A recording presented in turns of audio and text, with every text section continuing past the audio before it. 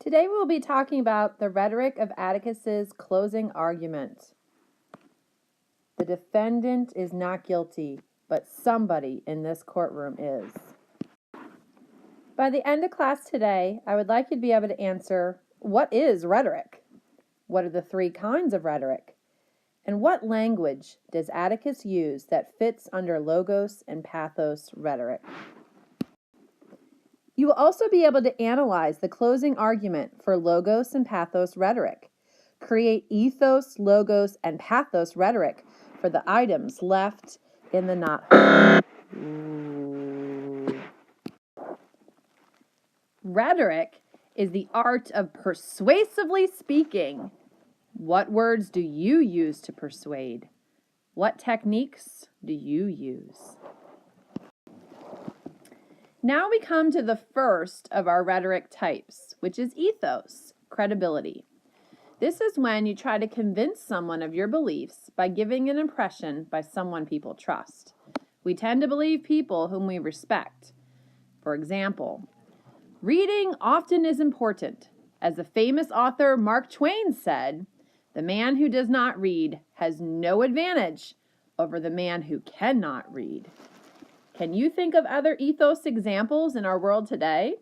For example, think of the advertisers for toothpaste.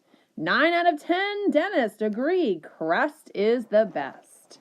What examples can you think of? And now we have our second example of rhetoric, which is logos. This means convincing someone of something through using logic or reason. This kind of argument will use the facts. More than 100% of peer-reviewed studies have been conducted over the past decade, and none of them suggests that this is an effective treatment for hair loss. History has shown time and time again that absolute power corrupts absolutely. Private demand for the product has tapered off for the past 3 years, and this year's sales figures are an all-time low. It's time to research other options. And finally, in 25 years of driving the same route, I haven't seen a single deer.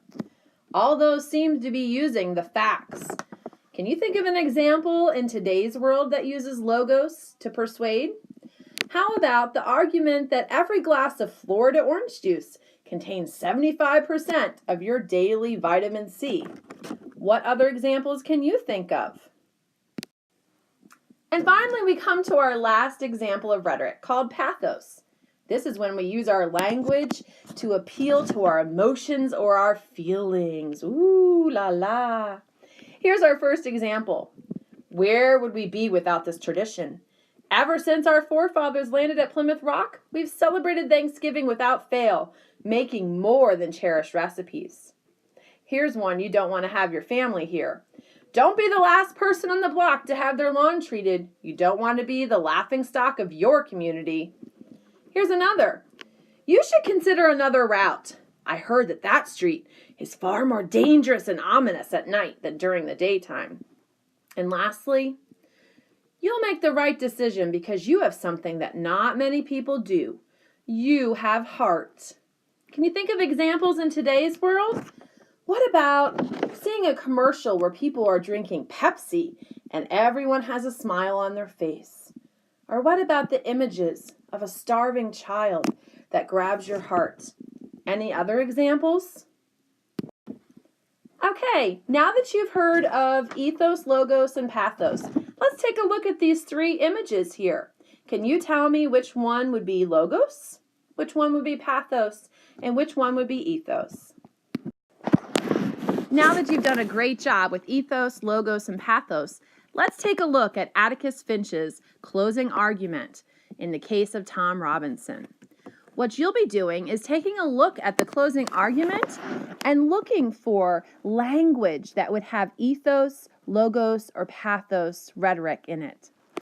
What you'll be asked to do is to take a highlighter and highlight the language that you see that uses ethos, logos, or pathos.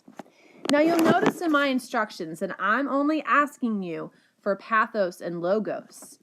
At the end of this closing argument, I'll be asking you to think of other times where ethos is used for Atticus Finch. Keep that in mind, and then we'll talk. I know you'll do a great job.